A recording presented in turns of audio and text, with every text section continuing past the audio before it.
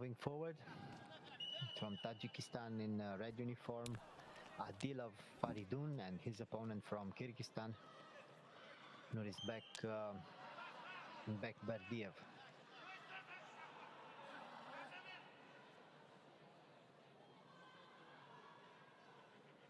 این فریدون عادیلوف ورزشگر 29 ساله تاجیک است که در رقابت‌های ورزشی رزمی بارها از هنر و استعدادش درک داده است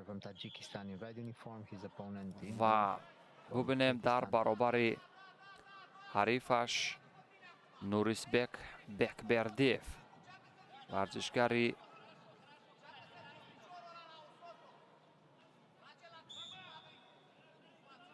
28 ساله قرقیزستانی چی کار خواهد کرد.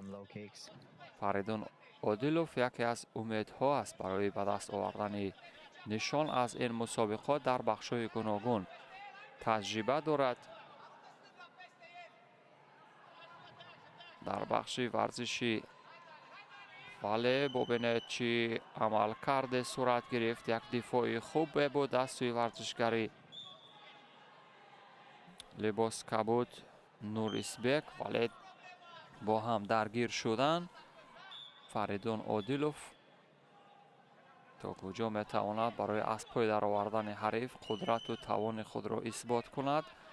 از کمربند حریف محکم میگیرد، حریف نیز از کمربند میقپد. به همین ترتیب یک رقابتی کشتن کمربندی به نظر میرسد. هر دو یک زیل، هر دو هم احساس خطر میکنند و به نظر میرسد که قوه فیزیکی از هر دو جانب برابر باشد. و در این بخش کسی از ورزشگران موفق نشد.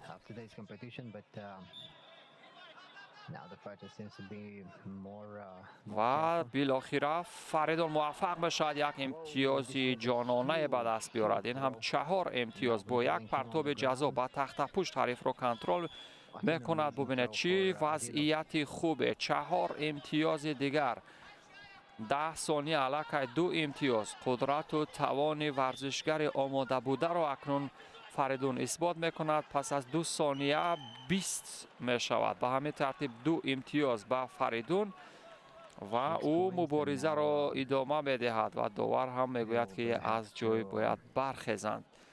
به همین ترتیب فریدون ورزشگر 29 ساله تاجیک اثبات کرد که قدرت و توانش در این رقابت نسبت به حریف خیلی برتری دارد.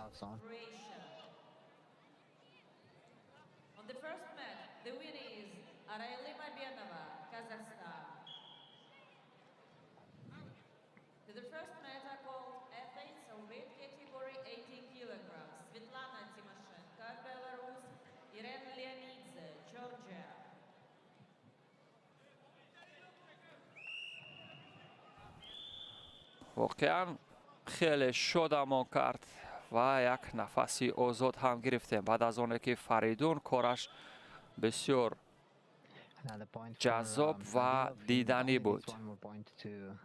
ببینید چی کوشش یک بار دیگر امتیاز آوری میکند. بله 2 امتیاز دیگر. فریدون عادیلوف همانطور که گفتم یکی از امیدهای به دست آوردن نشان از این مسابقات می باشد. در دور دوم رقابت ها در برابر حریفش از اوکراین قرار می گیرد، در برابر پترو داویدنکو ورزشگر اوکراینی که رقابت او را هم تماشا کردیم. شبکه تلویزیونی ورزش رو پیگیر باشید دوستان عزیز تا شاهد اتفاقات ورزشی روز بگردید.